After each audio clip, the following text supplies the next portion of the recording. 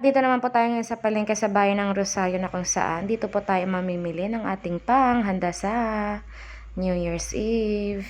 At ito nga po pala ay araw ng Linggo, December 31, 2023. Ang kasama ko nga po pala dito para mamili ay ang Ate Leia. At ito naman po yung mga pinamili natin para ihanda natin sa ating bagong taon. Meron nga po pala tayo dyan macaroni for Bake Mac. At 1 kilo nga po pala yung lulutuin natin. At yung mga ingredients naman po na gagamitin natin dyan ay spaghetti sauce. Mayroon din po tayong pork giniling na kalahating kilo. At syempre maglalagay nga rin po pala tayo dyan ng egg and cheese at ng condensed milk. Namili nga rin po pala tayo para sa ating dessert na buko pandan. Meron nga po pala tayo dyan nata de coco. 2 pack ng Nestle cream. Meron din po tayo dyan condensed milk. 1 lata ng corn. Gagamit rin po pala tayo dyan ng egg and cheese. At ng buko, nakukunin pa lang po sa puno ng nyog.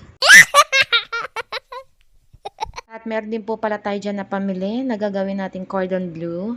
At yung gagamitin naman po natin dyan ay ang hotdog. Meron din po tayong ham, cheese, at ang pinagiling natin na chicken breast. At ito nga po palang buko pandan ng una-una natin gagawin dyan. Dahil kailangan pa po kasi natin yan palamigin ng mga ilang minuto para maging jelly. At 3 pack ng gulaman powder nga po palang ginamit natin dyan. At 9 cups ng water. At nagbawas nga po pala tayo dyan ng 3 cups of water per pack. Dahil ang gusto nating mangyari ay medyo makunat ang ating jelly. At habang inaantay naman po natin yan para lumamig, i-ready naman po natin ang next natin na lulutuin. Ang ating cordon bleu. At ang una-una nga po pala na nilagay natin dyan ay ang ating chicken na giniling. Yung next na ilalagay ay ang ham, hotdog at ang cheese. At naglagay nga po pala tayo dyan ng plastic para hindi naman po tayo mahirapan sa pagro-roll. At meron na nga rin po pala tayo dyan ng mga pampalasa na nilagay sa ating chicken na giniling. At yun nga po ay ang salt and pepper. At ito nga po palang cordon bleu ay first time kong gagawin. At mahigit 1 kilo nga po pala yung chicken breast na pinagiling natin dyan. At nakagawa naman po tayo dyan ng 4 na roll ng cordon bleu.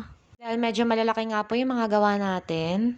At after naman po natin bilugin ang lahat ng mga yan ay ilalagay lang po natin yan sa ating freezer ng 1 to 2 hours. Para pag pinirito po natin yan ay buo at hindi wahiwalay. Yung next naman ay babalikan naman natin ang ating jelly.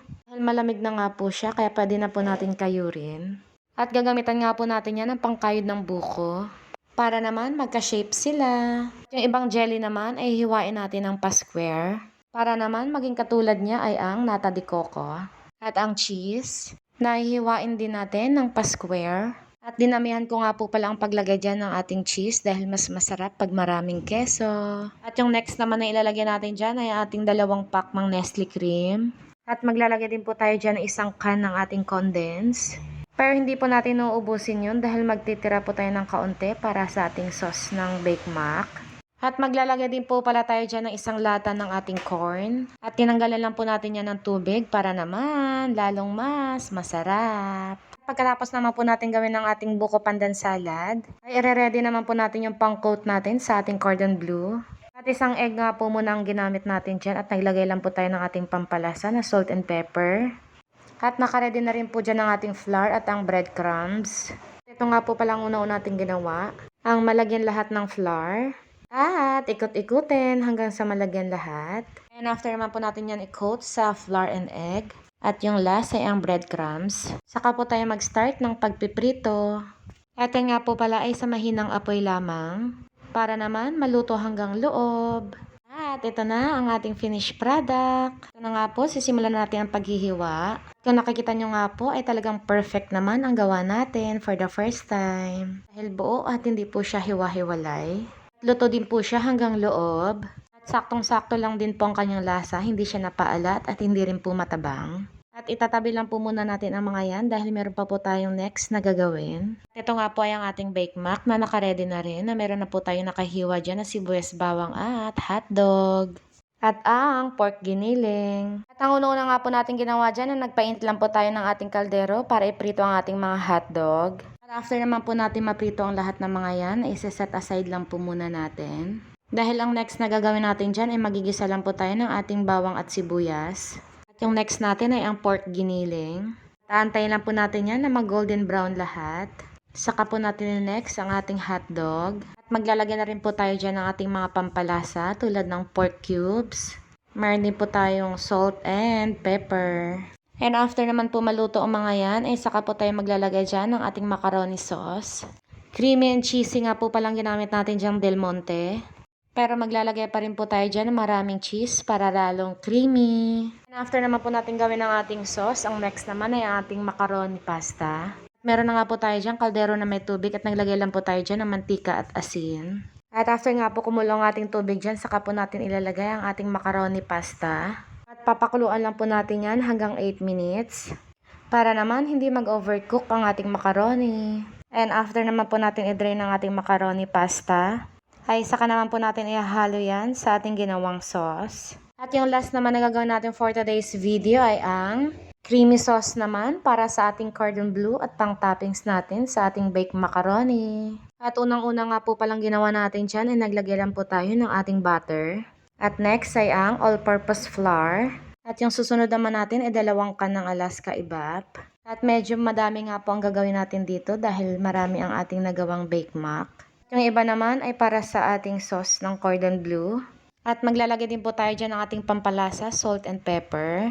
At naglagay din po tayo dyan ng oregano powder. And after nga po natin maluto ang ating creamy sauce, ay saka po tayo maglalagay dyan sa ating mga baked macaroni. At maglalagay din po tayo dyan sa ating ginawang cordon bleu. At yan nga po palang mga hiniwa natin ay 2 roll. Pero madami na siya dahil malalaki nga po ang mga ginawa natin. At ito na nga po pala ang pampaswerte natin ngayong bagong taon na ginawa. And welcome 2024. At dahil nga po white egg na lang lagi ang nakikita ko every year. Kaya naman ngayong taong 2024 ay red egg naman ang ating gagamitin. At baka dito naman tayo siswertehin ng bonggang-bongga. And thank you Lord sa blessing. At ito na nga po pala ang mga food natin na pagsasalusaluhan ngayong bagong taon. At ito nga po ang isa sa ginawa natin ay ang macaroni baked mac. At ang cordon bleu, iba't ibang flavor ng pie. At meron nga rin po pala tayo dyan ng mga soda. Meron din po tayong boiled egg, buko pandan salad. At ito naman po ay mga luto ng Ate Lea. Meron nga po tayo dyan ginataang halo-halo, spaghetti. Meron din po tayo dyan bukayo, pansit bihon, graham, at ng macaroni salad. At ito naman po ang mga kasama natin for today's video. At andyan po kasama namin ang family ng Ate Lea at ng Kuya Resty. At andyan nga rin po si Patrick at Alaysa. Dahil iba pa rin yung saya pag magkakasama para i-celebrate ang bagong taon. Kaya naman, Happy New Year po sa lahat and welcome 2024. At hanggang dito na lang po ang vlog natin for today's video. Maraming salamat. Bye-bye! Happy New Year!